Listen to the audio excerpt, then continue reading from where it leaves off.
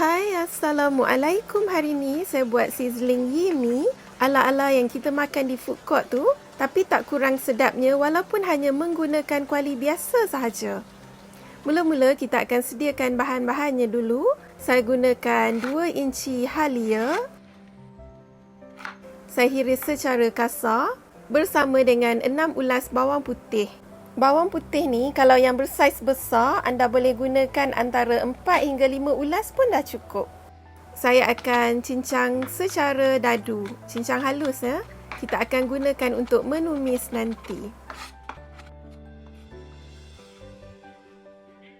Ini juga bahan yang penting iaitu cendawan shiitake. Saya gunakan yang jenis fresh. Kalau anda gunakan yang jenis kering tu, anda kena rendam lebih kurang 6 ke 7 jam sehingga lembut barulah boleh digunakan. Yang jenis fresh ni tak perlu direndam, hanya kita cuci bersih dengan air pipe biasa saja. Saya hiriskan kepada 3 ataupun 4 bahagian. Ini pula sayur pak choy ataupun dipanggil juga sebagai sawi jepun. Saya dah bersihkan, rendam dalam air garam tadi, takut ada racun. Dan saya hanya potongkan pada bahagian pangkalnya sahaja. Ada juga orang yang potong lebih kurang panjangnya 1 inci ya, tapi saya tak potong pun. Dan ini pula cili kering yang kita akan gunakan juga di dalam kuahnya nanti. Kalau anda suka lebih pedas, boleh lebihkan cili kering ni. Guntingkan kepada 3 hingga 4 bahagian dan cuci bersih. Sekarang kita akan mula memasak pula. Panaskan lebih kurang 4 sudu besar minyak masak. Tumiskan hirisan halia bersama dengan bawang putih yang kita cincang dadu tadi sehingga naik bau. Kemudian masukkan cili kering. Tumiskan sekejap sehingga bawang dan halia bertukar menjadi sedikit kepirangan. Barulah masukkan ketulan ayam. Saya campurkan bahagian isi dan juga tulangnya sekali.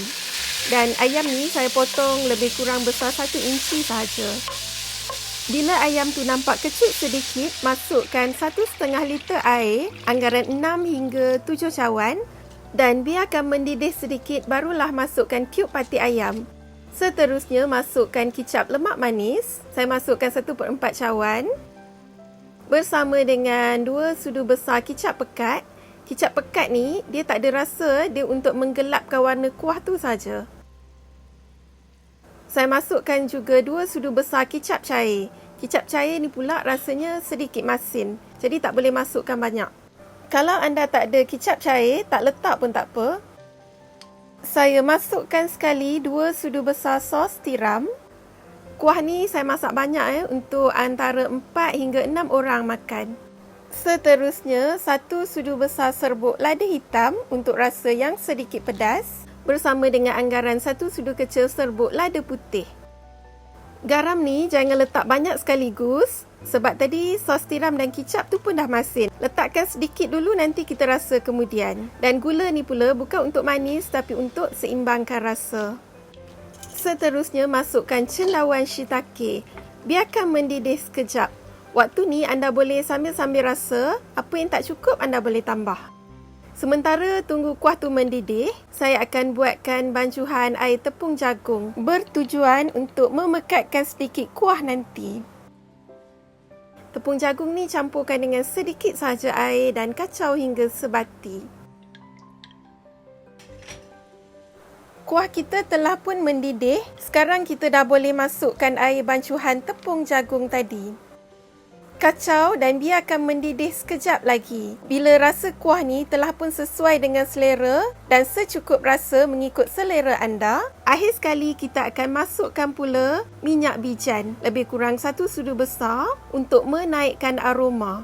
Harum baunya sama seperti kuah sizzling yimi di food court. Kalau anda gantikan dengan minyak masak, aromanya tak sama ya. Kacau rata terus, matikan api. Sekarang saya nak tunjukkan jenis yimi yang saya gunakan. Saya gunakan jenis cap kunci ni, beli di pasar raya. Ni ada logo halal ya. Kalau anda tak nak gunakan yimi ni ataupun susah untuk dapatkan yimi, boleh juga gunakan mi kuning biasa ataupun gantikan dengan kuih tiaw. Ada dua cara penyediaan mi ni. Yang pertama, kita terus ambil mi kering, masukkan ke dalam kuali dan nanti siramkan dan masak bersama dengan kuah. Ataupun cara yang kedua, ambil mi kering dan rendamkan dalam air panas yang baru mendidih lebih kurang 1 hingga 2 minit. Tak boleh rendam lama sebab dia cepat lembut. Bila kita masak dengan kuah tu nanti dia akan jadi lembik pula. Selepas 1 hingga 2 minit, anda boleh tapis dan buangkan airnya. Untuk menghidang pula, sendukkan kuah secukupnya ke dalam kuali. Kalau tak ada kuali yang hot plate tu pun tak apa, saya pun hanya gunakan kuali biasa saja. Biarkan kuah mendidih dan masukkan mi secukupnya bersama dengan sayur pak choy. Dan boleh siramkan lagi kuah ke atas mi dan sayur tadi dan masukkan sebiji telur.